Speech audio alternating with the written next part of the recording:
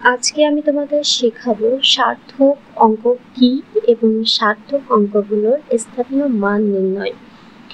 সার্থক অঙ্ক বলতে আগের ক্লাসে আমি কিছু টাস্ক দিয়েছিলাম, যদিও সেটা যথেষ্ট নয়। আজকে ভালোভাবে বুঝিয়ে বলবো সার্থক অঙ্ক আসলে কি। শূন্য বাদ দিয়ে যে সকল অঙ্ক থাকে 1 থেকে 9 পর্যন্ত যে সকল পরিচিত অঙ্ক আছে সেইগুলোই কিন্তু সার্থক অঙ্ক। শূন্য বাদে অন্যান্য সংখ্যাকে এক কথায় সার্থক অঙ্ক বলে। তোমরা খাতায় দেখতে পাচ্ছ একটি অঙ্ক লেখা আছে, যেটি প্রথম থেকে ডান দিক থেকে গণনা করলে 9079000052 সংখ্যাটি থাকে। তোমরা কি কমা ব্যবহারে এখন পর্যন্ত সঠিক হয়ে উঠেছো? তাহলে একটু কমা ব্যবহার করে দেখো তো। কমা ব্যবহার করলে কি হবে? প্রথমে 9 এবং 0 দুইটি সংখ্যার পর কমা বসবে। দুইটি সংখ্যার পর কমা বসালে এমন হবে। তারপর কমা বসবে 3টি সংখ্যার পর, তারপর কমা বসবে 5টি সংখ্যার পর, তারপর কমা বসবে 7টি সংখ্যার পর।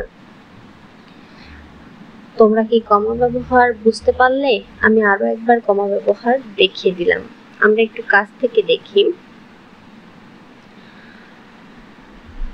প্রথমে 2টি সংখ্যার পর কমা দিয়েছি, তারপর 3টি সংখ্যার পর কমা দিয়েছি, তারপর 5টি সংখ্যার পর কমা দিয়েছি, তারপর 7টি সংখ্যার পর কমা দিয়েছি। আজকে আমরা কমার ব্যবহার শিখছি না, আমরা শিখছি সার্থক অঙ্ক কি এবং সার্থক অঙ্কগুলোর স্থানীয় মান কিভাবে বের করতে হয়। এখানে অঙ্ক করে দেওয়া আছে, সে অনুযায়ী আমি তোমাদেরকে বুঝিয়ে বলবো। সার্থক অঙ্কগুলো এখানে শূন্য বাদ দিয়ে যদি আমরা সার্থক অঙ্কগুলো খুঁজি, তাহলে এখানে আছে 9 7 9 5 2। আমরা যদি এটাকে খাতায় লিখি 2 5 9 7 9, এই কয়টি অর্থাৎ এই 5টি হচ্ছে এতগুলো অঙ্কের ভিতর সার্থক অঙ্কগুলো। এই সার্থক অঙ্কগুলোরই মূলত স্থানীয় মান আমাদের বের করতে হবে। সার্থক অঙ্কগুলোর মান যদি আমরা বের করি, এইভাবে দেখো, আমি খাতায় এভাবে করে রেখেছি। এখানে মোট আছে 25,09,709। তোমরা কি আমার মতো বলতে পারছো এখানে কিভাবে আছে? 25,09,709। যদি 25 কোটি আমরা এখানে বলি, দেখো আমরা এখানে সার্থক অঙ্কগুলোর স্থানীয় মান এখন বের করতে যাচ্ছি। এখানে প্রথম এককের ঘরে আছে 9, অতএব এটি একটি সার্থক অঙ্ক, তাই আমরা এটাকে লিখতে পারি একক 9। দেখো দশকের ঘর আছে 0, দশকের ঘর যেহেতু 0 আছে তাই এটা আমরা সার্থক অঙ্ক ধরতে পারছি না, অতএব এটি দশক সার্থক বলতে পারবো না এবং লিখতেও পারবো না, তাই এটাকে আমরা বাদ রেখেছি। শতকের ঘর যদি আমরা দেখি, শতকের ঘরে আছে 7, অতএব এটি 0 নয়, একটি সার্থক অঙ্ক, অতএব আমরা লিখবো 7 শতক। 7 শতক লিখলে সার্থক অঙ্ক আমরা পাই 700। যদি হাজারের ঘর আমরা দেখি, তাহলে হাজারের ঘর 0 নেই, আছে 9, 9 একটি সার্থক অঙ্ক, তাই আমরা এটাকে লিখতে পারি 1000 9000। দেখো এরপর আছে অযুতের ঘর। অযুতের ঘর হাজারের ঘর থাকে, হাজারের ঘরেই থাকে, কিন্তু এখানে অযুতের কোনো সার্থক অঙ্ক নেই, যার জন্য আমরা এটাকে লিখিনি, এটাতে আছে 0। পরেরটি যদি আমরা দেখি, অযুতের পরে হয় লক্ষ। লক্ষের ঘর আমরা 0 পেয়েছি, অতএব এখানে কোনো সার্থক অঙ্ক নেই। যদি লক্ষের পরের ঘর আমরা দেখি, এটা নিযুত, নিযুতের ঘরেও কোনো সার্থক অঙ্ক নেই, আছে 0, তাই এটা আমরা লিখতে পারছি না। নিযুতের পর আছে কোটি। কোটির ঘরে আছে 5 এবং 2। আমরা যদি এটিকে সার্থক অঙ্ক হিসেবে লিখতে চাই তাহলে লিখতে হবে 5 কোটি।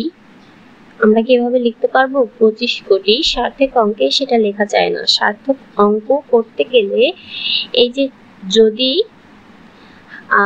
এখানে যদি আমরা একটু পিছন থেকে দেখে আসি, যদি এখানে শূন্যের জায়গায় কোনো সংখ্যা থাকতো, মনে করো এখানে যদি 1 থাকতো, তাহলে আমরা 9 এবং 1কে কিভাবে লিখতাম? এটাকে 9,000 হাজার লিখতাম, কিন্তু যখন 1 লিখতে যেতাম তখন কি 19,000 লিখতাম? না, এটাকে এভাবে গণনা করতে হতো। 9 যেহেতু এটা প্রথম সংখ্যা তাই একে একক বলি। আর আমরা যখন পড়ি 1-এর পিঠে 9 আমরা কি বলি? 1-10-9 বলি। অতএব এখানে যদি আমরা হাজারের ঘরে অযুত লিখতে যেতাম, একে 1 অযুত অথবা 1-10,000, 1 দশক হাজার লিখতে হতো। 1 দশক হাজার। অতএব এখানে হাজারের ঘরে দশকের ঘরে আছে, এটা তাই লিখতাম। এখানে একইভাবে 5 এবং 2, 5 কোটি লিখেছি এবং এটা 1-এর ঘরে আছে, অতএব এটা 5 কোটি লিখেছি। কিন্তু এই 2টাও কোটির ঘরে আছে, কিন্তু এটা হিসাবে 5-এর পর 10 ঘরে আছে। অর্থাৎ সংখ্যা লেখার পদ্ধতি 2, 10, 5 আমরা এভাবে পড়ি, তাই এটাকে আমরা লিখতে পারি দশক 2, 2 দশক কোটি, 2 দশক কোটি। আমরা যদি এখানে লিখি 2 দশক কোটি, এভাবে লিখতে হবে 2 দশক কোটি, 2.5, অতএব 25 কোটি। আমরা যখন স্থানীয় মান করব তখন এই 2 এর নাম হয়ে যাবে 2 দশক কোটি।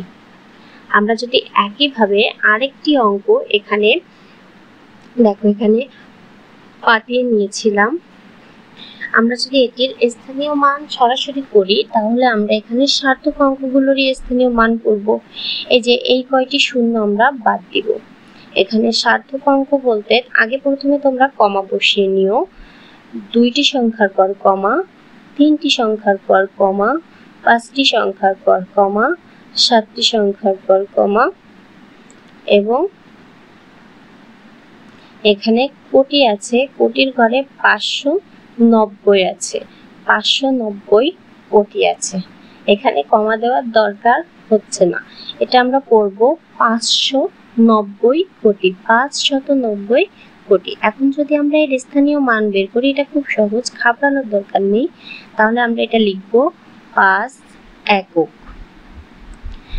দশকের ঘরে আছে 4, এটি একটি সার্থক অঙ্ক, এখানে লিখব 4 দশক। দশকের মানে আমরা লিখব এই যে এমন ভাবে।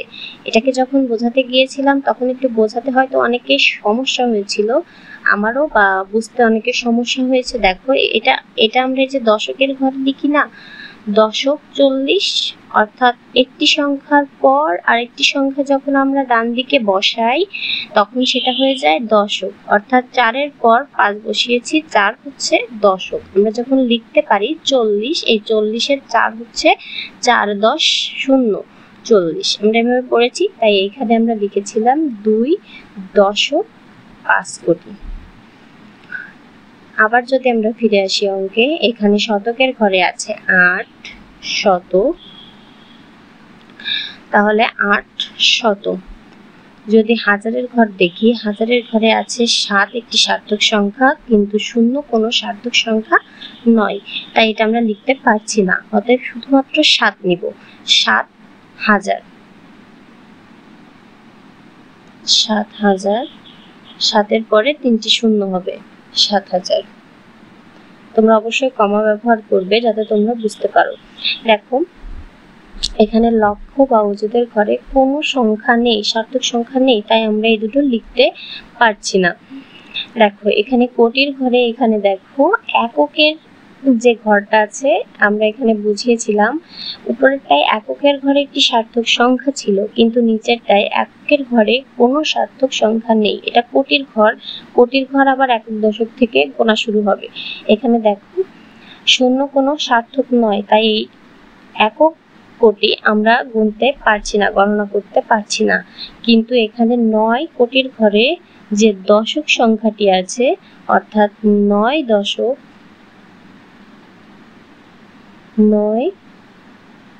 দশক কোটি হবে।